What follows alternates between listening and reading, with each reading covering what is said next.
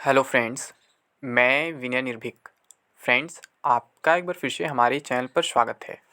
तो friends, RRB NTPC cut off after revised result. ठीक है, आप लोग इस वीडियो का काफ़ी दिनों से इंतजार कर रहे थे, लगातार कमेंट कर रहे थे कट ऑफ पे वीडियो लाइए, कट ऑफ पे वीडियो लाइए। तो फ्रेंड्स, फाइनली वो वीडियो आ गया है। मैं आप लोग से सुबह कम्युनिटी टैब के माध्यम से इन्फॉर्म भी कराया था कि आज 2 बजे तक वीडियो आ जाएगा। ठीक है, तो 20 गुना फार्मूला लागू होने के बाद बहुत छात्र CBT2 के लिए एलिजिबल, जी हाँ फ्रेंड्स, बहुत छात्र CBT2 के लिए एलिजिबल हो गए हैं। अगर 20 गुना फार्मूला लागू हो जाता है तो वेरी लो कट ऑफ, जी हाँ friends, very low cut off. लेकिन इसका मतलब ये नहीं है कि अब 40-45 पे उम्मीद कर ले, वेरी लो का मतलब। ठीक है, RRB wise and category wise. तो यहाँ आरआरबी वाइज भी हम बात करेंगे, कैटेगरी वाइज भी बात करेंगे कि इस आरआरबी का कट ऑफ कितना डाउन हो सकता है, इस कैटेगरी का कट ऑफ कितना डाउन हो सकता है। हम सब कुछ इस पे बात करने वाले हैं फ्रेंड्स।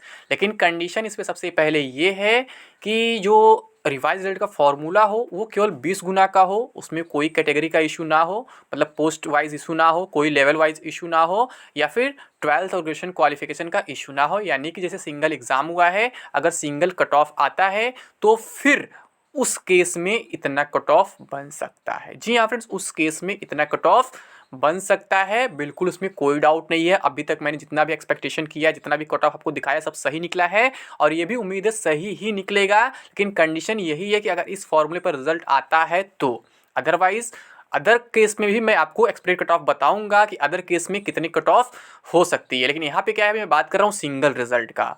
यानी कि किसी का कैटेगरी नहीं चेक करना है, मतलब कि पोस्ट कैटेगरी नहीं चेक करना है, किसी का क्वालिफिकेशन नहीं चेक करना है, सबका एक रिजल्ट देना है प्रीलिम्स में। तो उस केस में क्या आपके कट ऑफ हो सकते हैं।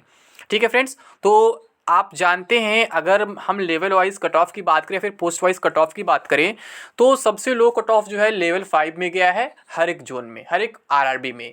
और पोस्ट की बात करें तो कौन सा पोस्ट इसका कट ऑफ कम गया है, तो आई थिंक वो है सीनियर कॉमर्शियल कम टाइपिस्ट। ठीक है, सीनियर कॉमर्शियल, उससे भी कम गया आपका सीनियर क्लर्क कम टाइपिस्ट। यानी कि कैटेगरी नंबर 5 जो है, 6 का भी लगभग कम ही है, तो 5 का हम मान लेते हैं, जिसका कट ऑफ काफ़ी कम गया है। तो अब हम इसी पे बात करेंगे, इसी से सारा कट ऑफ आपका डिसाइड होने वाला है। जो लोवेस्ट पोस्ट का कट ऑफ है, मीन्स जो लोवेस्ट कट ऑफ गया जिस पोस्ट के लिए, उसी से डिसाइड हो जाएगा कि कट ऑफ कितना डाउन होने वाला है। तो यहाँ पे फ्रेंड्स मैं एग्जांपल के तौर पे अभी इलाहाबाद बोर्ड का लिया हूँ, आरआरबी इलाहाबाद। जी हाँ फ्रेंड्स, मैं बाकी बोर्ड का भी बता दूंगा कितना कितना होगा। ठीक है, बस आप लोग वीडियो देखते रहे, वीडियो में सब कुछ आपको मिल जाएगा, परेशान होने की जरूरत नहीं है। सबसे पहले मैं यहाँ इलाहाबाद का लिया हूँ। ठीक, तो सीनियर क्लर्क कम टाइपिस्ट की मैं बात कर रहा हूँ, इसका कट ऑफ जो है 79.15 गया यूआर के लिए। और आप जानते हैं कि अगर हम 100 कैंडिडेट्स क्वालिफाई कराने की बात करें तो उसमें ऑलमोस्ट 55 कैंडिडेट्स क्वालिफाई कर चुके हैं। जैसा कि देखा जाए तो 3.84 लाख हो चुके हैं और 3.16 लाख लेने हैं। ठीक है, यानी 100 में जो है 55 कैंडिडेट्स के मार्क्स जो हैं 79.15 से ऊपर है, और अभी हमें 45 कैंडिडेट्स लेने हैं। इस फॉर्मूले के बेस पे, इस रेशियो के बेस पे आप आसानी से समझ सकते हैं कि कट ऑफ कितना डाउन हो सकता है।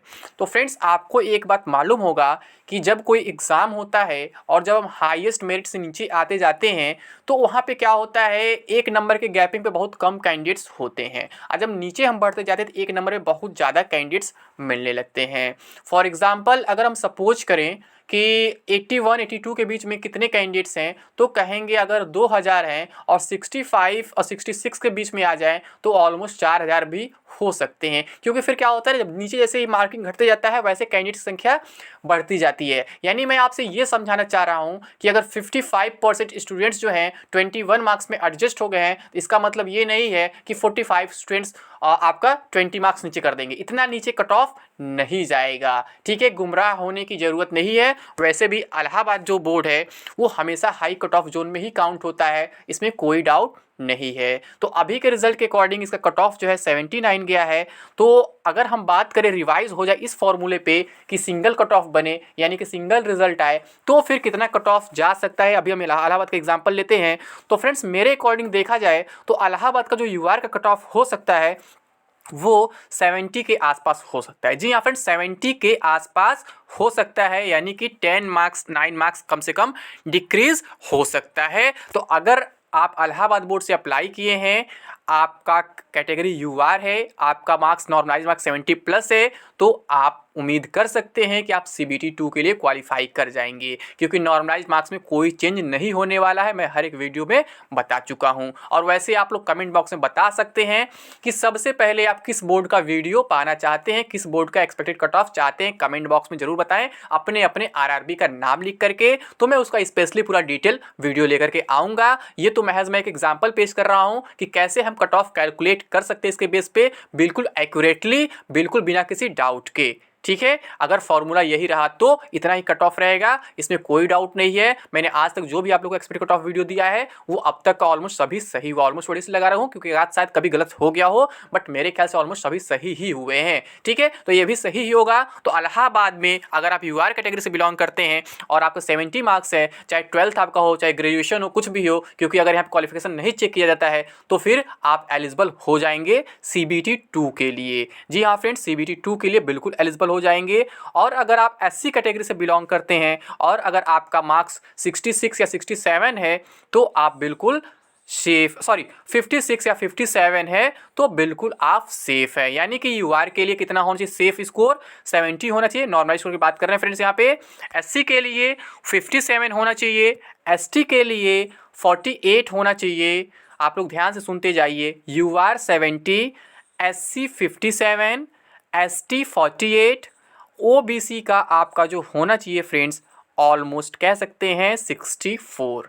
जी हाँ फ्रेंड्स, OBC वाले अगर 64 हैं तो फिर आप भी बिल्कुल सेफ हैं, क्योंकि क्या है थोड़ा सा हाई कट ऑफ जोन है, आप समझ सकते हैं, बहुत ज़्यादा डाउन नहीं होने वाला है। EWS के लिए कह सकते हैं कि आपका 58 रहेगा तो भी आप सेफ हैं। जी हाँ फ्रेंड्स, EWS वालों के लिए 58 रहेगा तो भी सेफ हैं, कोई डाउट नहीं है।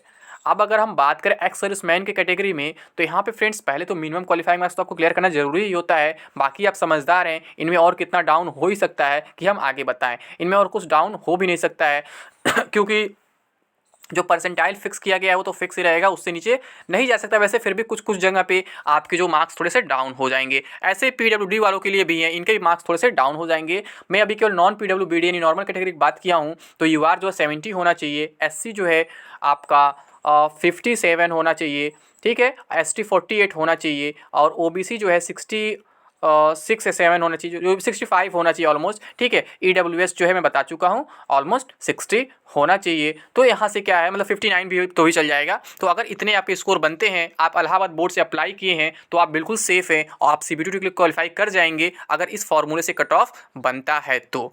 अदरवाइज़ यहाँ पे कुछ चेंज होता है, कोई अदर फॉर्मूला आता है तो उसका कट ऑफ अलग हो सकता है। लेकिन अभी इस फॉर्मूले में आपका बिल्कुल इतना ही कट ऑफ रहने वाला है, इसमें कोई डाउट नहीं है। मैं यहाँ इलाहाबाद बोर्ड का बताया हूँ और सभी कैटेगरी का उसमें मेंशन किया हूँ। आगे आप लोग कमेंट बॉक्स में बताइए कि किस बोर्ड का कट ऑफ जानना चाहते हैं। ठीक है फ्रेंड्स, तो उम्मीद करते हैं वीडियो आपको पसंद आया होगा।